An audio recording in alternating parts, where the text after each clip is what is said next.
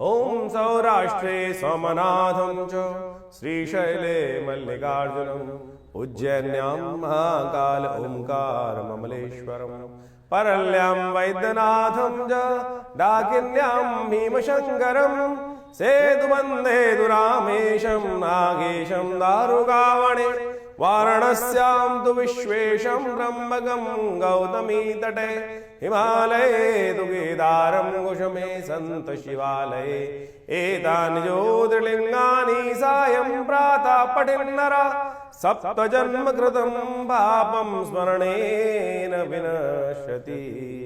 7 तारीख का दिन शुक्रवार का अवसर है, अष्टमी तिथि विद्यमान है और इस दिन ग्रहों का परिवर्तन का योग भी बन रहा है और साथ साथ होलाष्टक भी आरंभ हो रहे हैं। ग्रह आपके लिए परिवर्तन की तरफ जाएंगे। सुबह आपके लिए कुछ ना कुछ भाग्य से रास्ता बनता दिखाई दे देगा और उसके बाद जिस भी कार्य में करोगे, मेहनत करोगे, उतना लाभ प्राप्ति के योग अवश्य बनाते दिखाई दे रहे हो। तो मेहनत से पीछे मत भागना, इस बात का ध्यान रखना। जितने कार्य, जितने कदम चलोगे उसका उतना रिजल्ट आपको मिलने के योग सही रूप से बनते दिखाई दे रहे हैं।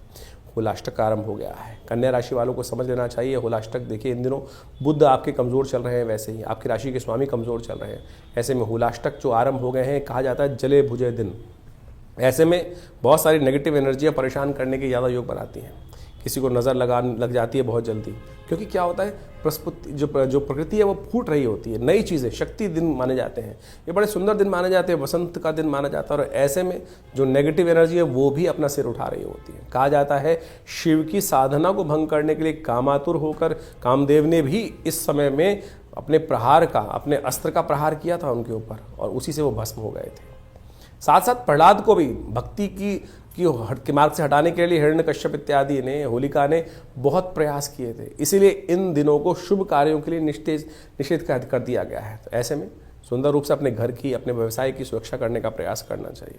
देखिए आपकी राशि के दृष्टिकोण से एक बात समझ लें, आपके लिए सबसे सुंदर उपाय हम बताने जा रहे हैं। आप एक काम करें, बिल्व पत्तों और आम के पत्तों को जोड़कर एक बंधनवार बनाएं और अपने घर के मुख्य दरवाजे पर सिरस की एक टहनी के साथ लगा दें।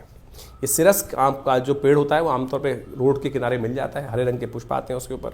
कहा जाता है कि बिल्वपत्र और आपकी राशि के दृष्टिकोण से जो हमने बताया कि आम के पत्तों का मिलके बंधनवार बनाकर अपने घर के मुख्य दरवाजे पर, व्यवसाय के मुख्य दरवाजे पर लगाने से नेगेटिव एनर्जी, नज़र इत्यादि का दोष दूर हो जाता है।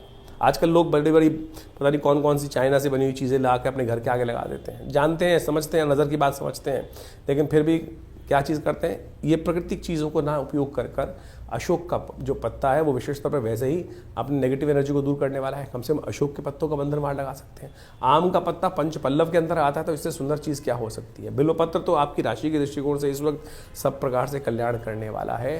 तो इन सब चीज़ों का उपयोग करेंगे, अपने घर के आगे बंधनवार बनाकर लगाएंगे तो व्यवसाय बचेगा और साथ साथ आपके घर के अंदर भी नेगेटिव एनर्जी का प्रवेश नहीं होगा। होलाष्टक का ये प्रयोग अद्भुत रूप से कम पूरे वर्ष बंधा रहना चाहिए। ये चीज़ें इन दिनों पुराने समय की उतार के नई चीज़ें बंधनवार बांध देना चाहिए। ये आपके लिए सदा कल्याणकारी योग बनाएगा, पूरा वर्ष आपके घर की रक्षा करता रहेगा। फागुन मास में होलाष्टक भी आते हैं। वो होलाष्टक बहुत महत्वपूर्ण दिन माने गए हैं। यदि फागुन के अनुसार से आप समझें, शास्त्र की विधि के अनुसार से, शास्त्र में कथाओं के अनुसार से, तो इन होलाष्टकों में कोई शुभ कार्य निषेध कहे गए हैं। उसकी 2 कथाएं शास्त्र में बहुत प्रचलित हैं। एक कथा तो ये है कि जब भगवान का जो शंकर थे वो साधना में थे और कामदेव ने उनकी साधना को भंग करने के लिए कामस्त्र का प्रयोग किया था, तो उस समय में भगवान ने कामदेव को भस्म कर दिया था।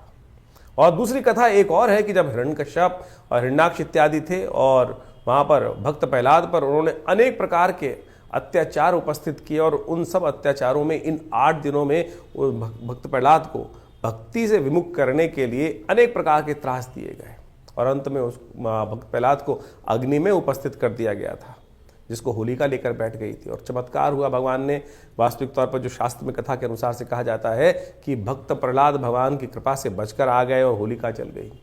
तो ये समस्त जो कथाएं हैं ये शास्त्र में कहीं ना कहीं हमारे कष्टों को दूर करने के लिए कुछ सूत्र देती हैं और हम ज्योतिष विज्ञान के माध्यम से आपके समक्ष उन्हीं उपायों को यहाँ उपस्थित करने का प्रयास करते हैं कि जो पुराणों इत्यादि में वर्णित किए गए हैं। देखिए, ज्योतिष को आज की तारीख में कुछ लोगों ने केवल टोटकों पर बांध दिया है और ऐसे उपाय जिनका कोई औचित्य नहीं है उनको करने से कोई फायदा होने वाला है नहीं। ज्योतिष मन का वहम नहीं है। ज्योतिष कोई ऐसा प्लेसिबो नहीं है कि जिसको कह देते हैं कि का शायद कर लो, नहीं। ज्योतिष में जो प्रमाण हैं वो पुराण इत्यादि में बहुत सुंदर तरीके से वर्णित किए गए हैं।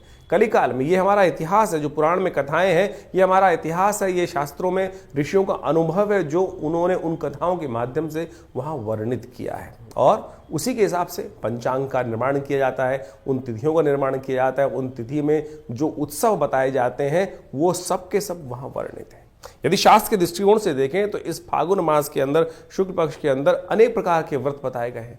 पयोव्रत जिसका वर्णन हमने आपको किया, मधुक तृतीया इत्यादि का व्रत, और अविघ्नकर व्रत भी इसके अंदर आता है जो चतुर्थियों किया जाता है। कहा जाता है कि इस दिन यदि कोई व्यक्ति अपने कष्टों को निवारण करने के लिए जीवन में हम काम करते हैं, विभिन्न प्रकार के कष्ट आते हैं, विभिन्न प्रकार के विघ्न उपस्थित हो जाते हैं, ऐसे में श्री गणेश की सुंदर उपासना करने के उपरांत यदि तिल के जो तिल से भरे हुए यदि कहा जाता है कि मटकों को 5 मटकों को लेकर 4 मटकों को लेकर गरीब ब्राह्मणों को दान कर दिया जाए, गरीब लोगों को दान कर दिया जाए, तिल के तेल का दान कर दिया जाए तो अनेक प्रकार के कष्टों से निवारण करने का योग बन जाता है। मनोरथ चतुर्थी भी इसी मास में पड़ती है, और कहा जाता है फागुन शुक्ल पक्ष चतुर्थी के दिन स्वर्ण से निर्मित गणेश जी की यदि सुंदर मूर्ति का व्रत कर कर उनका पूजन किया जाए तो भगवान गणेश समस्त विघ्नों को दूर करने के युक्त मनोरथ सिद्धि के योग बन जाते हैं।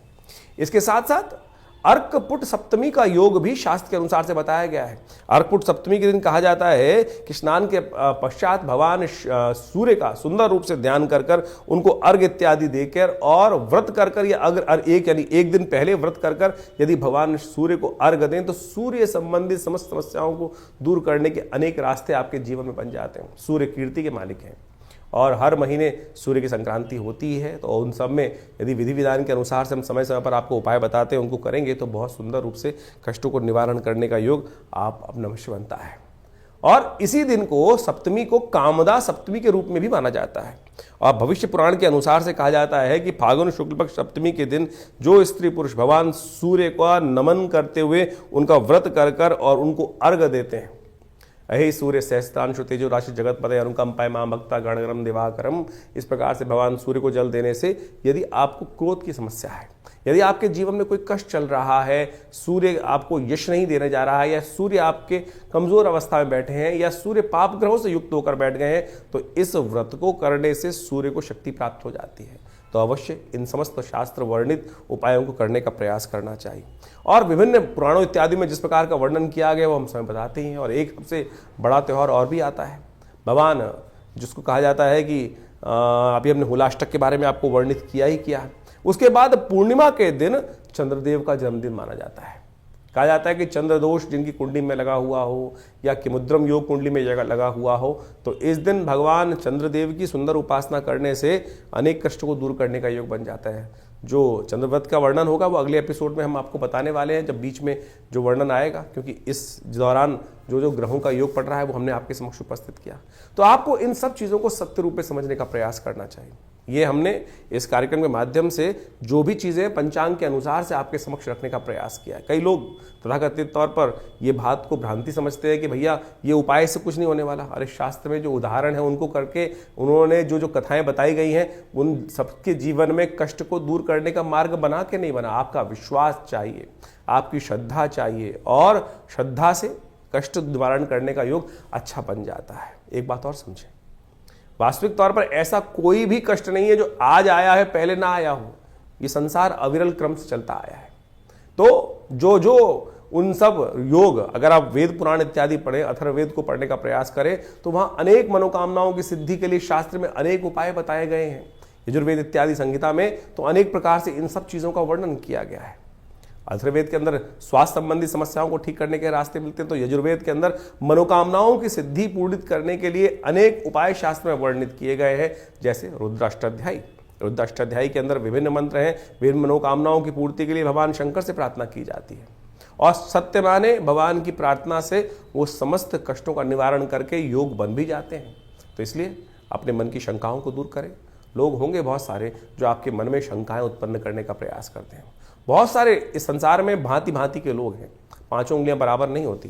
तो कोशिश ये करें कि संसार में जो आपको उत्साहित करने का प्रयास करें, सत्य मार्ग में डालने का प्रयास करें, उनका अनुसरण करने का प्रयास करें। एक पुरानी कहावत है, उन लोगों के बीच में ना रहें जो आपको हतोत्साहित करते हो, जो आपके धर्म पे आक्षेप करने का प्रयास करते हो, जो आपको पदभ्रष्ट करने का प्रयास करते हो। सत्य राह पर चलने, धर्म का पालन करना शास्त्र का एक नियम है, और जो धर्म के साथ चलते हैं, धर्म के वर्णित नियमों के अनुसार से चलते हैं, धर्म में वर्णित परंपराओं का निर्वाह करते हैं, धर्म स्वयं उनकी रक्षा करता है। ये शास्त्र में अद्भुत रूप से वर्णित किया गया है। ज्योतिष बिल्कुल सनातन की एक सुंदर परंपरा है, और धर्म से विमुख होकर ज्योतिष का कोई जो निदान पार्ट है उसका तो कोई लाभ मिलेगा ही नहीं है। तो इसलिए निदान चाहते हैं तो अपने आप को सरल करने का प्रयास करें। हमने समस्त कार्यक्रम के माध्यम से आपके समक्ष पूरा जो वर्णन था ग्रहों का इस समय का, उसके समक्ष आपको वर्णित किया है, और आशा करते हैं कि प्रयास जो आप करेंगे सही दिशा में, जो उपाय सरलतम उपाय हमने आपके समक्ष रखे हैं,